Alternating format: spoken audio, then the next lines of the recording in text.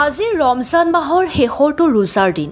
অহাকাইলৈ পুৱাৰ পৰা মুছলমান সম্প্ৰদায়ৰ লোকসকলে আনন্দ উল্লাসেৰে উদযাপন কৰিব পবিত্ৰ ঈদ উল ফিতৰ। কলিয়াবৰত দেখিবলৈ পোৱা গ'ল এক ব্যতিক্ৰমী ৰূপ।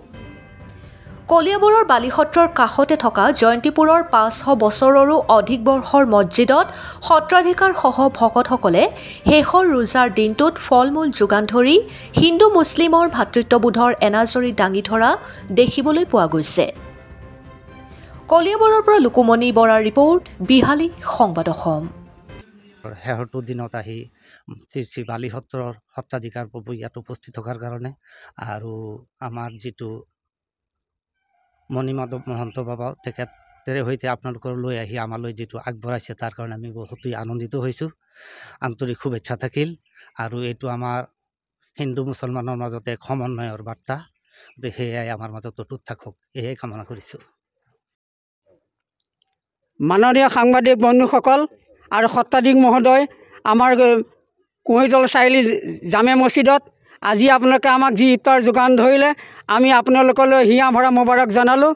আমাৰ এই সমন্বয়টো অটুট থাকক, তাৰ কাৰণে আমি সকলোৱে মিলি পেলাই আমি যাতে আগবাঢ়িব পাৰোঁ, এই কামনাৰে আজি এই পবিত্ৰ মছজিদত আহি পেলাই আপোনালোকে যি ইফতাৰ যোগান কৰিলে তাৰ বাবে আমি আপোনালোকক আকৌ অশেষ হিয়া ভৰা শুভেচ্ছা জ্ঞাপন কৰি এইখন বৰ অসম মহাপুৰুষ শংকৰদেৱ আজান পীৰে গঢ়া, সম্প্ৰীতিৰ এনাজৰীৰে গঢ়া, বিভিন্ন জাতি জনগোষ্ঠীৰ এনাজৰীৰে থকা এই বৰ অসমখনৰ মধ্যস্থল কলিয়াবৰৰ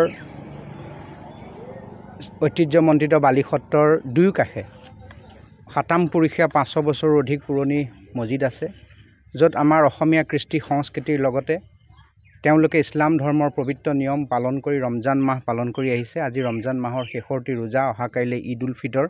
এই পবিত্ৰ মুহূৰ্তত আমি এটা বাৰ্তা সত্ৰৰ ফালৰ পৰা দিব বিচাৰিছোঁ, সম্প্ৰীতিৰ বাৰ্তা, একতাৰ বাৰ্তা, এনাজৰীৰ বাৰ্তা।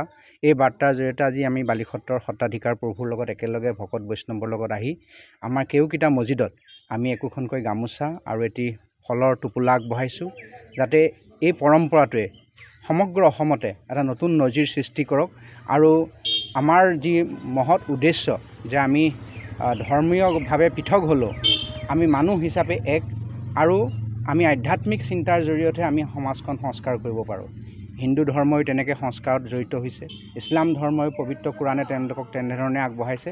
এই যাত্ৰাত যাতে কোনেও বিঘিনি ঘটাব নোৱাৰে, গুৰুজনাই নগাৰ নৰোত্তম, গাৰুৰ গোবিন্দ মুছলমানৰ চানখাইৰে এই সমাজখন গঢ়িছিল। আমিও সেইদৰে আনৰ ধৰ্মক নিহিংসিবা কদাচিত, সেই চিন্তাৰে এই পৰম্পৰা আজি আৰম্ভ কৰিছোঁ।